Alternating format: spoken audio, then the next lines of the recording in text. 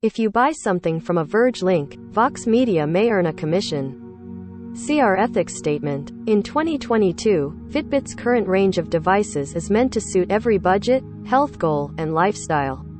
You can find basic trackers meant to monitor the simplest of metrics, as well as smartwatches that can take EKGs and generate wellness reports for your doctors. You might wonder if Fitbit is still relevant after more than a decade in the game. But while there are more smartwatches and fitness trackers than ever, Fitbit remains one of the most recognizable names in the industry. A big plus in Fitbit's favor is the relative affordability of all its products. It's also got a huge community of 31 million active users, making it a beginner-friendly platform. All the devices come with a free trial to Fitbit Premium, the company subscription service that adds guided workouts, meditations, and access to more in-depth metrics. This broad range of products can be a bit challenging to navigate. Is it still worth buying a Versa 2 in 2022? What's the difference between the Inspire 2 and the No Worries? We've tested every Fitbit tracker and smartwatch on the block. Whether you're just getting started on your fitness journey or you're a veteran trying to upgrade, here's what you should buy. Versa 3. The best Fitbit for most people. Ironically, the Versa 3 is the fourth smartwatch in the Versa family in as many years. That should give you an idea of how popular the smartwatch has been for the company. It may not be the flagship, but it hits the sweet spot between form, function, and price. The $229.99 Versa 3 packs in the typical sensors you'd expect from a modern smartwatch, including continuous heart rate monitoring and SPO2 sensors. It also adds built-in GPS, one of the biggest omissions from the previous Versas, and a microphone and speaker. For digital assistants, you get to choose between Alexa and Google Assistant.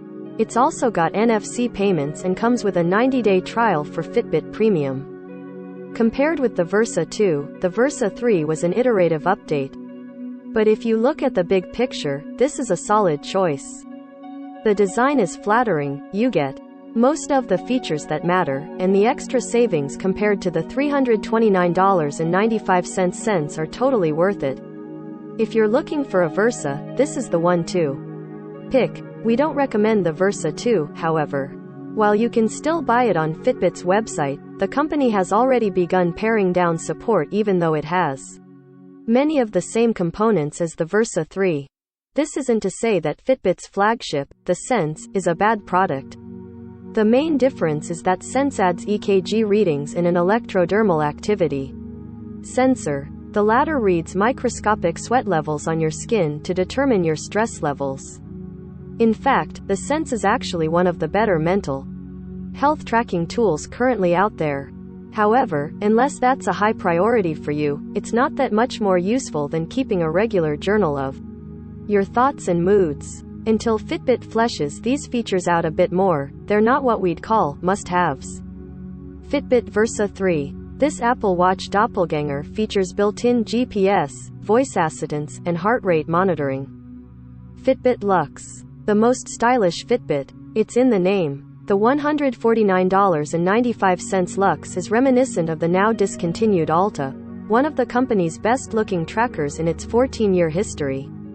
It's got a slim design, a bright OLED screen, and the sleekest accessories of the bunch. As a tracker, the Luxe keeps things casual.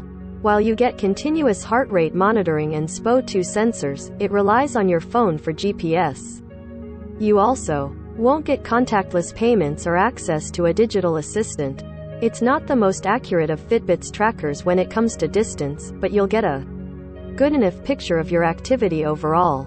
The Luxe is the best option for someone who just wants to keep an eye on their overall activity levels but also wants something that can easily go from the gym to a formal event. It's also a good choice if you've got petite wrists and don't want an overpowering tracker. Your other option here is the Fitbit Inspire 2. However, the Inspire 2 isn't very inspired. As Fitbit's budget option, it costs about $50 less, and its main selling point is you get 10 days of battery to the Luxe's 5 days. The screen is harder to read, however, so keep that in mind when choosing between the Fitbit Luxe The Fitbit Luxe looks more like jewelry. It boasts a colorful OLED touchscreen display and tracks a variety of statistics, including heart rate, your sleep, exercise, and more. Fitbit Charge 5. The best Fitbit for the price. Like the Versa, the $179.95 Charge is one of Fitbit's most beloved lineups. That said, the Charge 5 is the most significant update to the fitness band we've seen in a while. There's now a color OLED screen, plus an EKG and ETA sensor. You also get built-in GPS, NFC payments, SPO2 sensors. The only thing you're really missing is a digital assistant. The only qualm we have with the Charge 5 is the always-on display. While it's beautiful, it's a major battery drain. The Charge 5 has an estimated 7 days of battery life, but that dwindles down to about 2 if you have the always-on display enabled. It's a shame because the OLED is a lot easier on the ice than the monochrome LED screen on the Charge 4. Altogether though, you're getting a hell of a lot for the price. It's not easy to find an FDA-cleared EKG wearable for under $200. In fact, this is probably the only one available right now. The only other Fitbit capable of EKG and ETA readings is the $299.95. So unless you're dead set on the smartwatch form factor, the Charge 5 is the better overall deal. If you're trying to decide between the Charge 5 and Versa 3, it boils down to what you value more: savings and comfort or smarter features and battery life. If it's the former, then the Charge 5 is your best bet. If it's the latter, then the Versa 3 is worth the extra moolah.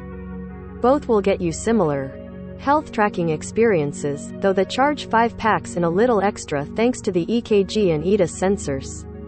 But as I mentioned earlier, most people probably won't use these sensors that much. Fitbit Charge 5. The Fitbit Charge 5 is Fitbit's latest fitness tracker, and it offers access to new tools like an ETA scan app to manage stress as well as a 6-month membership to Fitbit Premium. Fitbit Ace 3. The best Fitbit for kids. That pretty much covers all the Fitbits you can buy right now. The only one we haven't touched thus far, and the only one that I haven't tested myself, is the $79.95 Ace 3. That's Fitbit's tracker for kids, and it's the single Fitbit available for minors. It's a basic tracker with a rugged bumper and comes with parental controls. It's got better battery life than its predecessor but doesn't come with GPS. Also, while it does have heart rate sensors, it's not a metric that's actively tracked for children. Instead, it's used to determine how many active minutes they're getting. Overall, it's a decent choice for parents whose main priority is making sure their kids get enough daily exercise. If you want location tracking, however, you're going to have to look for something other than a Fitbit. Fitbit Ace 3. Fitbit's fitness tracker for children sticks to the basics, comes with parental controls, and has 8 days of battery life.